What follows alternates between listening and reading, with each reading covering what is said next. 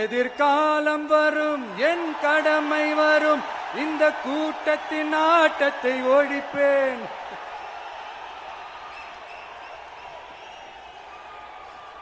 மக்கள் அரசியல் என்ற அந்த சவுக்க கையில் எடுக்கலாமா? யாருக்கு எதிரான தானே கேக்குறீங்க? வேற யாரு? மறைமுக உறவுக்காரர்களான பாசிச பாஜகவும் பாய்சன் திமுகவும் தான். மாண்புமிகு பிரதமர் நரேந்திர மோடிஜி அவர்களே, 3வது முறையா ஒன்றியத்தோட ஆட்சி அதிகாரத்தை நீங்க தானே கையில் வச்சிருக்கிறீங்க. இல்ல, நாங்க தெரியாம தான் கேட்கிறோம்.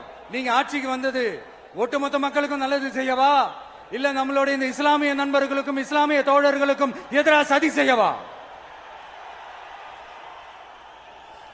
மக்களுக்கு உங்ககிட்ட கேட்கறதுக்குன்னு ஏராளமான கேள்விகள் இருக்குது. அதனால அவங்க சார்பா, அவங்கள ஒருத்தனா, அவங்களோட ஒரு உண்மையான ஒரு பிரதிநிதியா உங்ககிட்ட சில கேள்விகள் கேட்கணும். மிஸ்டர் பிரைம் மினிஸ்டர் அவர்களே, நம்ம தமிழ்நாட்டு மீனவர்கள் கிட்டத்தட்ட ஒரு 800 பேருக்கு மேல இலங்கை கடற்படையால தாக்கி அழிக்கப்பட்டிருக்கிறாங்க. அதை கண்டிக்கிறதுக்காக உங்களை பெருசா எதுவும் செய்ய சொல்லல, சின்னதா ஒண்ணு மட்டும் செஞ்சு கொடுங்க. இனிமேலாச்சும் எங்களுடைய மீனவர்கள் பாதுகாப்பா இருக்கிறதுக்காக இந்த கச்சத்தீவை இலங்கை கிட்ட இருந்து மீட்டு கொடுத்துருங்க, அது போதும். உங்களுடைய இந்த முரட்டு பிடிவாதத்தால நீங்க நடத்துற இந்த நீட்டு தேர்வு, அதனால இங்க என்னென்ன நடக்குதுன்னு சொல்றதுக்கே மனசு வலிக்குது. அதனால அந்த நீட்டு தேர்வு தேவையில்லைன்னு அறிவிச்சிருங்க, அது போதும். செய்வீர்களா திரு நரேந்திரபாய் தாமோதர் மோடிஜி அவர்களே? எங்களுக்கு என்னென்ன தேவையோ, என்னென்ன நல்லதோ அதெல்லாம் செய்ய மாட்டேங்கிறீங்க. ஆனா ஆட்சி அதிகாரத்தை மட்டும் கையில வச்சுக்கிட்டு மக்களை ஏமாத்த நேரடியாக ஒரு பாசிச பாஜக அடிமை கூட்டணி ஒண்ணு. அடுத்து உங்களோட இந்த மைனாரிட்டி ஆட்சியை ஓட்டுறதுக்காக மறைமுகமாக RSS அடிமை குடும்பம்னு இன்னொரு கூட்டணி. இப்படி மக்கள் சக்தியே இல்லாத இந்த ஊழல் கட்சிகளை மிரட்டி அடிபணிய வச்சு 2029 வரைக்கும் சொகுசு பயணம் போயிடலாம்னு திட்டம் தீட்டி வச்சிருக்கிறீங்க. அதானே ஜி?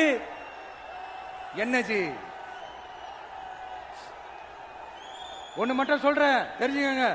என்னதான் நீங்க இந்த நேரடி மறைமுக கூட்டணி குட்டிகரணம் போட்டாலும் தாமரை இலையில தண்ணியே ஒட்டாது. தமிழக மக்கள் மட்டும் எப்படி ஒட்டுவாங்க?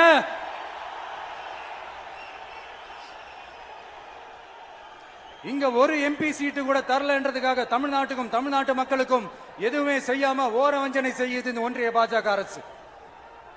சங்கம் வச்சு தமிழ் வளர்த்த மண் இந்த மதுரை மண். அதனால இங்க அந்த கீழடியில கிடைச்ச ஆதாரங்களை எல்லாம் மறைச்சிட்டு எங்க நாகரிகத்தையும் எங்க வரலாறையும் அழிக்கிறதுக்காக உள்ளடி வேலை செய்யலாம்னு நினைக்கிறீங்க. தமிழ்நாட்டை தொட்ட என்ன நடக்கும் நீங்க பல உதாரணங்கள் இருக்குது. அதனால இதையெல்லாம் மறைச்சிட்டு எங்க மக்களை ஏமாத்திடலாம்னு மட்டும் நினைக்காதீங்க.